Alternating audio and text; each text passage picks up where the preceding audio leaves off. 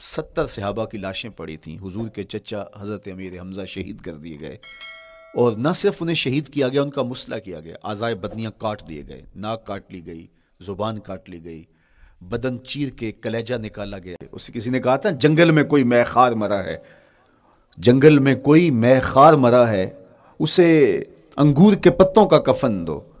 میاں جنگل میں مرنے والے شخص کو کسی اور درخت کے پتوں کا بھی تو کفن دیا جا سکتا ہے، لیکن صاحب مرنے والا مے خار ہے اور شراب کشید کی جاتی ہے انگور سے، تو اس کو تو ٹھنڈ تب بھی پڑے گی کہ انگور کے پتوں کا کفن دیا جائے. تو مناسبات ہوتی ہیں. تو اب جب قسم کی گئی تو قسم 3 چیزوں کی گئی، اور اس کی جواب قسم سے مناسبت کیا بنتی تھی؟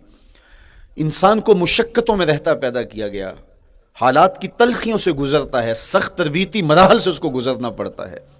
تو اس چیز کو بیان کرنے سے قبل 3 قسمیں کی گئی. پہلی قسم میرے حضور کے پاکیزہ شہر کی، مکہ المکرمہ کی، اس لیے کہ مکہ المکرمہ میں دیکھ لیجئے کہ صحابہ اور حضور کے ماننے والوں نے کیسے تلخ زندگی کاٹی.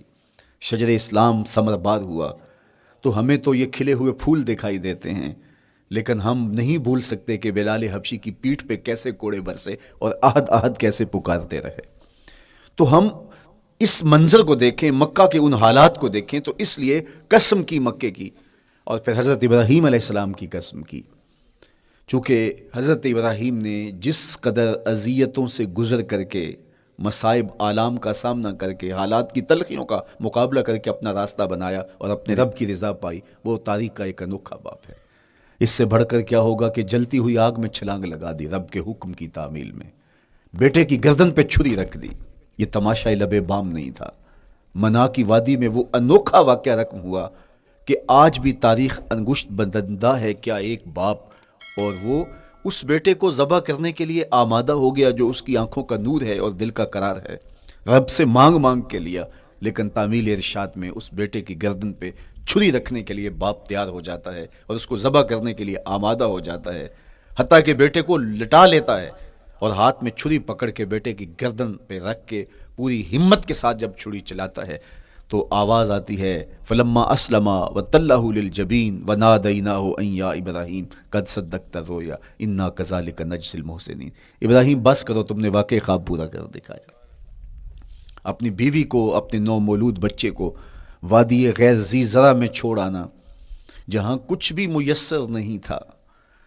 یہاں آپ کو آپ کے ماں باپ چھوڑ کے جاتے ہیں، ایک خوبصورت آسودہ ماحول ہے، اور آپ کو جس مقصد کے لیے چھوڑ کے جا رہے ہیں تو وہ مقصد بھی آپ کے اور ان کے پیش نظر ہے. لیکن اس کے باوجود بھی جو ہے وہ آنکھیں نم ہو جاتی ہوں گی کہ ہم اپنی اولاد کو یہاں چھوڑ کے جا رہے ہیں، جبکہ ایک محفوظ پناہ گاہ میں آپ کو چھوڑ کے گئے.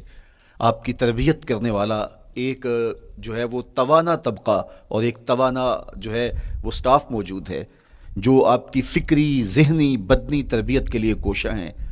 لیکن اس کے باوجود بھی والدین محسوس کرتے ہیں، لیکن اپنے نو مولود بچے کو وہاں چھوڑ کے جانا جہاں آب و دانہ بھی میسر نہیں تھا. مورخ اسلام فی جلندری نے اس وادی کا نقشہ کھینچتے ہوئے کہا، وہ وادی جس میں وحشت بھی قدم رکھتی تھی ڈر ڈر کے، جہاں پھرتے تھے آوارہ تھپیڑے بادے سر سر کے، جہاں پر گھاس اگتی تھی، جہاں نہ پھول کھلتے تھے، مگر وہ سرزمین تھی آسماں بھی جھک کے ملتے تھے.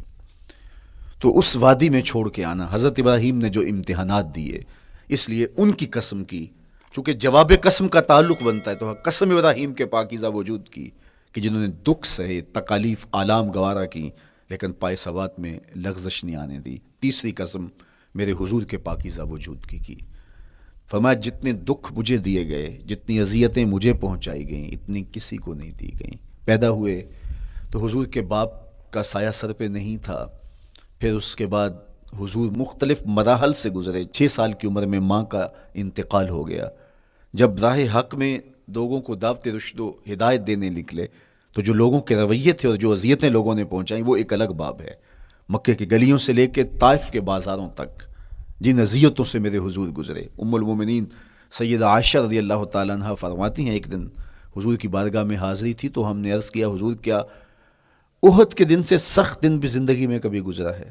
صحابہ کی نظر میں اس دن سے سخت دن کبھی زندگی میں نہیں آیا، اس لیے کہ جب 70 صحابہ کی لاشیں پڑی تھیں، حضور کے چچا حضرت امیر حمزہ شہید کر دیے گئے، اور نہ صرف انہیں شہید کیا گیا، ان کا مسئلہ کیا گیا، اعضائے بدنیاں کاٹ دیے گئے، ناک کاٹ لی گئی، زبان کاٹ لی گئی، بدن چیر کے کلیجہ نکالا گیا، اور پھر ان اعضاء کا ہار پرویا گیا، اور ہندا نے گلے میں ڈال کے رقص کیا، آنکھوں میں نیزے چبھوئے گئے۔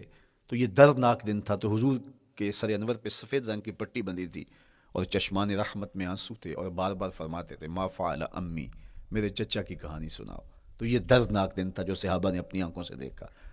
تو انہوں نے کہا حضور کیا احد کے دن سے سخت دن بھی کبھی زندگی میں آیا؟ ان کا خیال تھا کہ حضور فرمائیں گے ہاں یہ میرا زندگی کا مشکل ترین اور سخت ترین دن تھا، لیکن حضور نے فرمایا ہاں عائشہ، جب طائف کے بازاروں میں تیری قوم نے مجھے پتھر مارے تو یہ دن احد کے دن سے بھی سخت تھا۔